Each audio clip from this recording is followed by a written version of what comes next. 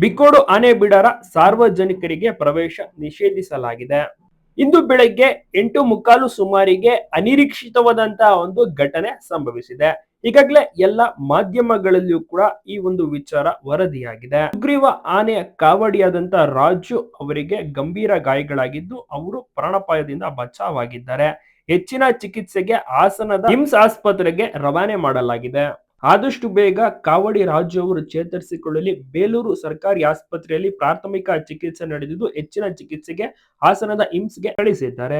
ಈ ಒಂದು ಘಟನೆ ಆಕಸ್ಮಿಕ, ಅನಿರೀಕ್ಷಿತ, ಒಂದು ಕ್ಷಣ ನಂಬೋಕೆ ಕಷ್ಟ ಆದ್ರೂ ಹೌದು ಇದು ನಿಜ.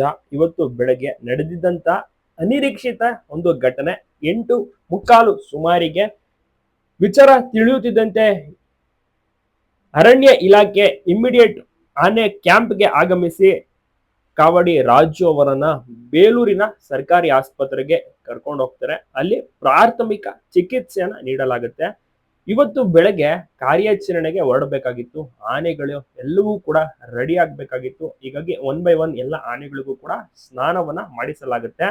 ಕಾರ್ಯಾಚರಣೆಗೆ ಹೊರಡೋಕ್ಕೂ ಮುನ್ನ ಬಿಕ್ಕೋಡು ಕ್ಯಾಂಪ್ ತುಂಬಾನೇ ಚೆನ್ನಾಗಿರುವಂತ ಕ್ಯಾಂಪ್. ಇಲ್ಲಿ ಎಲ್ಲಾ ರೀತಿಯ ಅನುಕೂಲಗಳು ಆನೆ ಮೌತ ಕಾವಡಿ ಟೀಮ್ಗೆ ಸಿಗುತ್ತೆ. ಊಟದ ವಿಚಾರಕ್ಕೆ ಬಂದ್ರು ಕೂಡ ತುಂಬಾನೇ ಚೆನ್ನಾಗಿರುವಂತ ಊಟ ಲಭ್ಯವಿರುತ್ತೆ. ಮತ್ತೆ ಇಲ್ಲಿ ಇವರಿಗೆ ಮಲ್ಗೋಕೆ ಅಂತ ಸಪರೇಟ್ ಟೆಂಟ್ ವ್ಯವಸ್ಥೆಯನ್ನು ಸಹ ಮಾಡಿರ್ತಾರೆ. ಆನೆಗಳಿಗೆ ಇಲ್ಲಿ ಚೆನ್ನಾಗಿರುವಂತ ಫುಡ್, ಮೇವು, ಸೊಪ್ಪನ್ನು ಕೂಡ ತಂದಿದ್ರು, ಹುಲ್ಲನ್ನು ಕೂಡ ತಂದಿರ್ತಾರೆ. ಮತ್ತೆ ಇಲ್ಲಿ ಆನೆಗಳನ್ನ ಕಟ್ಟಾಕಕ್ಕೂ ಕೂಡ ಜಾಗವು ಚೆನ್ನಾಗಿದೆ.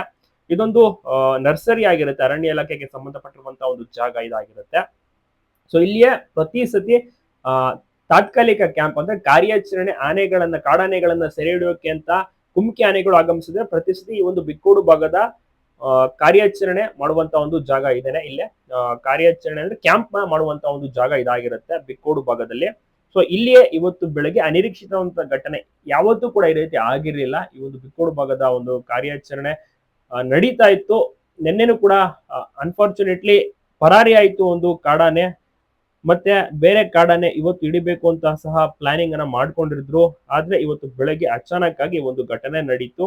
ಇಮಿಡಿಯೇಟ್ ಆಸ್ಪತ್ರೆಗೆ ಕರ್ಕೊಂಡು ಹೋದ್ರೆ ಈಗ ಹಾಸನದ ಆಸ್ಪತ್ರೆಯಲ್ಲಿ ಅವ್ರನ್ನ ಹೆಚ್ಚಿನ ಚಿಕಿತ್ಸೆಗಾಗಿ ಇರಿಸಿದ್ದಾರೆ. ಚಿಕಿತ್ಸೆ ಕೂಡ ನಡೀತಾ ಇದೆ. ಆದಷ್ಟು ಬೇಗ ಇವರು ರೆಡಿ ಆಗ್ಲಿ, ಹೆಚ್ಚಿನ ಚಿಕಿತ್ಸೆನ ಪಡೆದುಕೊಂಡು ಚೇತರಿಸಿಕೊಂಡು ವಾಪಸ್ ಗುಣಮುಖರಾಗ್ಲಿ ಅಂತ ಬೇಡಿಕೆ. ಅರಣ್ಯ ಇಲಾಖೆ ತುಂಬಾನೇ ಕಷ್ಟ ಪಡ್ತಾ ಇದೆ. ಸೊ ಒಂದು ಇನ್ಸಿಡೆಂಟ್ ಸಹ ನಿನ್ನೆ ಆಯ್ತು. ಹಗ್ಗವನ್ನ ತುಂಡರಿಸಿಕೊಂಡು ಕಾಡಾನೆ ಪರಾರಿಯಾಗಿತ್ತು. ಎಲ್ಲರೂ ಕೂಡ ನೋಡಿರ್ತಾರೆ. ಬಹಳಷ್ಟು ರೀತಿಯಲ್ಲೂ ಕೂಡ ಒಂದು ವಿಚಾರ, ಯಾಕಂದ್ರೆ ಇದು ಹಿಸ್ಟ್ರಿಯಲ್ಲೇ ಫಸ್ಟ್ ಟೈಮ್ ಆಗಿರುವಂತದ್ದು. ಈ ರೀತಿಯ ಒಂದು ಘಟನೆ ಮುಂದೆಂದೂ ಕೂಡ ಆಗಿರ್ಲಿಲ್ಲ. ಸೊ ಈ ಒಂದು ಘಟನೆ ಆಗಿದ್ದು ಅನಿರೀಕ್ಷಿತ, ಯಾರು ಕೂಡ ಅಂದ್ಕೊಂಡು ಇರ್ಲಿಲ್ಲ. ಕಾಡಾನೆ ಹಗ್ಗ ಅಂದ್ರೆ ಮರಕ್ಕೆ ಕಟ್ಟಾಕಿರ್ತಾರೆ. ಕುತ್ತಿಗೆಲ್ಲೂ ಕೂಡ ಹಗ್ಗ ಇರುತ್ತೆ. ಮತ್ತೆ 2 ಕಾಲ್ಗಳಿಗೂ ಕೂಡ ಹಗ್ಗವನ್ನ ಕಟ್ಟಿರ್ತಾರೆ. ಬಟ್ ಹಗ್ಗವನ್ನೇ ತುಂಡರಿಸಿಕೊಂಡು ಕಾಡಾನೆ ಪರಾರಿಯಾಗಿದೆ. ಸೊ ಹಾಗಾಗಿ ಸಾರ್ವಜನಿಕರು ಎಚ್ಚರವಾಗಿರ್ಬೇಕು ಅಂತ ಅರಣ್ಯ ಇಲಾಖೆ ಸೂಚನೆ ನೀಡಿದೆ.